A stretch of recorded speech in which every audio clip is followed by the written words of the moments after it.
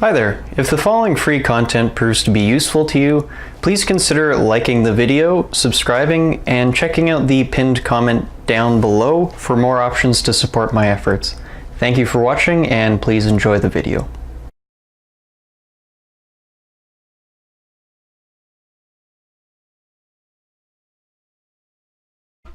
Just get my notes going here. So what we're going to be talking about today is the open-closed principle,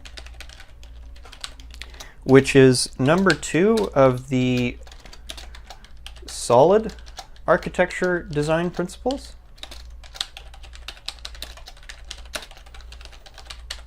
And just in to briefly overview, basically these are principles that you can apply to building your software architectures or designing them. And what I have observed from my own experience is that the more I I have kind of a funny relationship to these things, because a lot of these things I don't remember. Like, I couldn't tell you what the Liskov substitution principle is and the inversion control and whatever the third one is. I couldn't explain it to you right now, but these are things that I actually apply in my code, as we'll see in a moment. So, but anyways, they're super important. The thing about them is, if you apply them well, they will solve problems sort of ahead of time for your architecture. And that's really important, because once you start building complicated systems, what you'll find is there is a lot of stuff you will need to change based on your requirements. And if you design your architecture based on those changes, then that's super important. I just realized that I've been typing stuff out and I'm in webcam mode, so let's switch to this. So, open-closed principle, S.O.L.I.D lesson number 2. So I'll start by just copy and pasting a definition, a more technical definition, and then we'll get into an example and my usual kind of rambling stuff. So, oh, and I totally forgot to do Patreon, but I'll do it at the end. Sorry about that. Like I say, I'm running on some less sleep than I would like. So, open-closed principle. So if you pull up the Wikipedia page for the open-closed principle, then the top definition that you'll see, the first definition rather, and this is by Bertrand Meyer, and who is a French software engineer. So the main definition is software entities, so that refers to classes. Let me just increase the font size a little bit here. Let's go up to 26. So software entities, which includes classes, modules, and functions or methods if you're a Java person, etc., should be open for extension but closed for modification. So the first time I read this definition, I understood the first part, but my brain immediately, maybe it's my me giving away my location on the ASD spectrum, but the first time I saw this, I thought, well, isn't extending something modification? However, what we'll start to see what this kind of means once the examples show, once I get into the examples. Unfortunately, there's just one big thing to note. These are principles. You're not going to be able to follow them all the time. You're not going to want to follow them all the time, but they are just general principles that you're going to want to follow, and they will help you out. So without further ado, let's jump right into the example.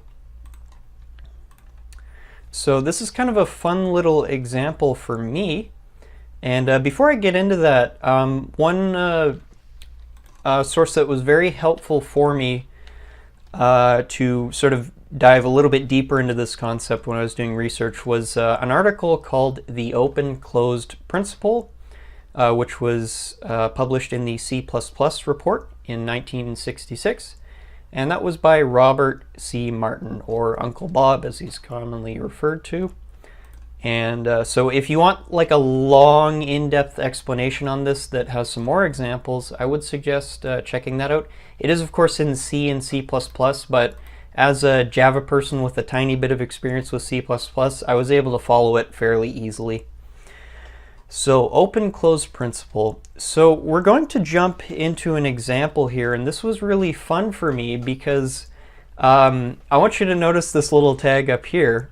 Up here it says created by Ryan on the 16th of September 2015. And that's kind of amusing to me because that would have been about a year into me starting software development, maybe a little more than a year. And this would have been when I was building Catalyst, which is a workout logging application, which I need to rebuild again, but I think it is currently published, but it needs more work. Anyways, so what Catalyst basically was, and this is relevant to the example, is it was a workout logging app. And of course, when we're building applications, we want to be representing our application's sort of problem domain data. Oh, my back is sore today. We want to be representing that data in models or data structures or data models or whichever of the 17 words you would like to use. So, of course, since it's a workout log, I had an object called exercise. So I'll briefly explain just, there's something, if you've ever worked out before, you probably know what a set is, but just for anyone who's either A, not sure about that, or B, hasn't heard the word like ESL-wise.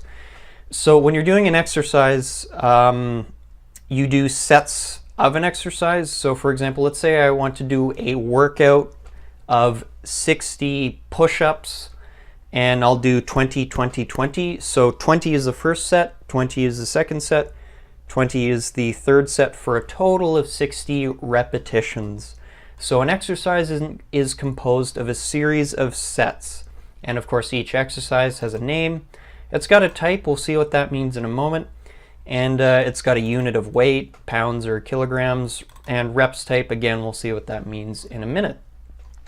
So, when I first designed this thing, what I'll show you is my old code, and then I'll show you a better approach to it.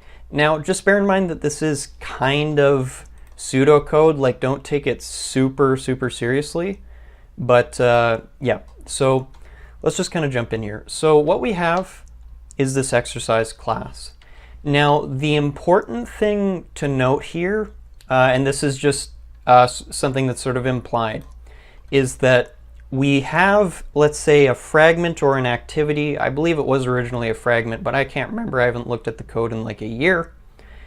That is going to ask this exercise object for its data. It's going to say, hey, I need you to give me your data as a string. We're not going to look at that class, but that is the problem that we need to solve here. We need to represent an exercise, and this exercise object needs to be able to return its own data as a string. So of course, my first solution to that, and I've got in bold here, this is not a good way to handle functionality that is likely to change. My first solution was to create this method, print exercise data.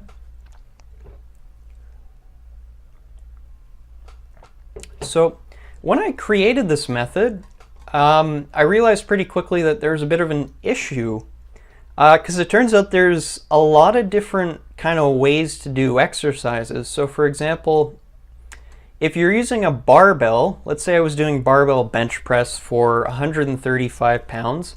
Well, you're just doing 135, so you just kind of print the weight and the unit of weight, and that's that. But let's say you're using dumbbells. Well, if I'm using two 60-pound dumbbells, I wouldn't really say that I was doing 120-pound dumbbell bench press, because that would be some exaggeration. So in that case, you need to like split the weight up in two. Oops, if I was doing a body weight, well, maybe I'd probably want like a user-defined constant for body weight or something like this. Then we've even got like body weight plus additional weight. Maybe you're using a weight vest or something like that. So as you can see here, we've identified a part of this application which is probably going to change over time. It's going to need more functionality. Maybe I want to add kettlebell exercises in here, etc., etc. Also, this is just generally, like, when you see this kind of stuff going on, that should be a hint that you need to find a better solution. So this was my original approach to solving this problem, a big series of control statements, and that's generally what beginner programmers will jump to. And it worked, but if I wanted to change this down the road, it was going to be annoying. I would have to add more crap in here, and it's just not a very good solution. Of course, another issue is, it's not exactly an issue here, but you have to be aware that certain changes that you make in different classes or modules or functions, that may necessarily necessitate you changing other classes in the rest of your architecture, which is generally bad. If you want to add a piece of functionality, it should not break the rest of your application and require you going into every other component or module or class or function that uses that thing that you're changing in order to adapt to it. Again, that's a big hint that something is going wrong. So again, this is kind of a pseudocode explanation here, but here's how I would kind of approach this now with my best understanding and application of the open-closed principle. And I'm just going to comment this out here. All right, and I'll just, what's going on here? Boom, there we go. Okay, and where are we? So I'll just uncomment this part here. And this is how I would suggest going about this sort of thing in a smarter way. So what I've done now is I've created an abstract class exercise. So if you're not super familiar with abstract classes, basically what I'm doing here is I'm saying, all right, I've got this thing. I know this app is going to use these things called exercises, but I've realized that I've got a whole bunch of different kinds of exercises, and the one thing that needs to change across these exercises, or the main thing, excuse me, the main functionality that all of these things are going to share is that they're going to have these variables. I might add one or two, but also they're going to need to print exercise data. And the thing is, whatever part of my app, oh, sorry. There we go. So I've got this abstract class exercise. And the important thing to note here is we've got this data, and every exercise is going to need to have this method print exercise data. Why is that the case? Well, not just for consistency's sake, but if you imagine the class which is using exercise objects, if you have different methods, you're going to need to change that class each time you add a new type of exercise. So we want to avoid that like the plague. So what we're going to do instead is we create this abstract class exercise. So it's got the same basic member variables as before. It has a constructor, and it's got this public abstract string print exercise data method. So if you're not familiar with abstract classes, basically what this is saying, I believe this is called a method stub. I don't remember the names of these friggin' things. I just know what they do most of the time. And anyways, basically what this is saying is any subclass, any class which extends exercise, must implement this method. And this method must be called print exercise data, and it must return a string. However, the actual implementation is left up to the class which extends the abstract class up here. So what does that actually mean?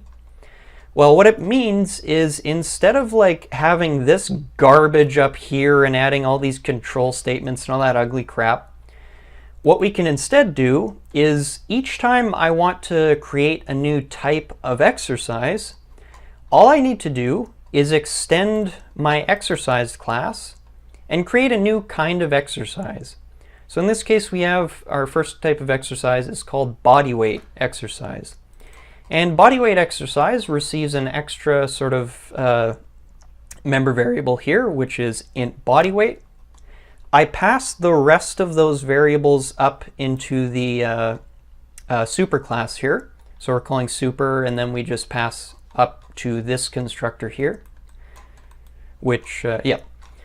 And then, but we still assign, of course, the body weight thing. And then all we need to do now is implement the print exercise data method as we see fit. So in this case, and just a quick note, I might be being kind of an idiot here in not using a string builder, but just let's ignore that and focus on the issues at hand. I can't actually remember if it's if this is equivalent to a string builder now in later versions of Java, but that might be suboptimal. Anyways. So now what we can do is for each kind of exercise, all we have to do is sort of write the implementation, the part of the code that changes, and then we just return the string. So all kinds of exercises are returning a string. So it's satisfying this contract here. And any class, let's say we have a class like a fragment that is talking to these exercise objects. That fragment or activity or whatever only needs to talk to these objects through the abstract class. So it wouldn't be depending explicitly on a body weight exercise. Or down here I have a dumbbell exercise, which changes a little bit. We've got a different implementation, but it still returns the string. But anyways, all of these things, whether I have a dumbbell exercise, barbell, body weight, a timed exercise, so maybe I want to say reps type in seconds, maybe I want to change to something else. Doesn't really matter. The whole point of this big babble is that my fragment or my activity will only need to depend on the abstraction. So it could be an abstract class, it could be an interface. In this case, an abstract class is a better idea. And that is basically the gist of this whole thing. So to just kind of review everything, why is this, what have we done here? What have I tried to demonstrate? And hopefully I've done a decent job of it. So by having parts of your architecture depend upon abstractions, so in Java that would be like abstract classes or interfaces, and then simply extending those interfaces, creating more objects as you need them, and the class which depends upon the objects only knows these things through the interface. That's totally fine because it still knows whatever kind of object is over here, whether it's a dumbbell, barbell, body weight plus weight, whatever. It's going to know that all of these classes, and we can add them whenever we want, are going to have this method, print exercise data. It's not going to, almost swear, it's not going to care. And that's basically that. So that's roughly speaking my example and lesson on the open-closed principle. So just one more time. Once again, the definition, was that software entities, so we're talking classes, modules, functions, etc., should be open for extension but closed for modification. So in other words, we don't want to be modifying, we don't want to have situations where we are propagating changes across our architecture when instead we could be having our architecture depending upon abstractions, and then we just extend or create our implementations, our concrete classes, as we need to extend the functionality of the application. And that's my understanding of the open-closed principle, and hopefully that was useful.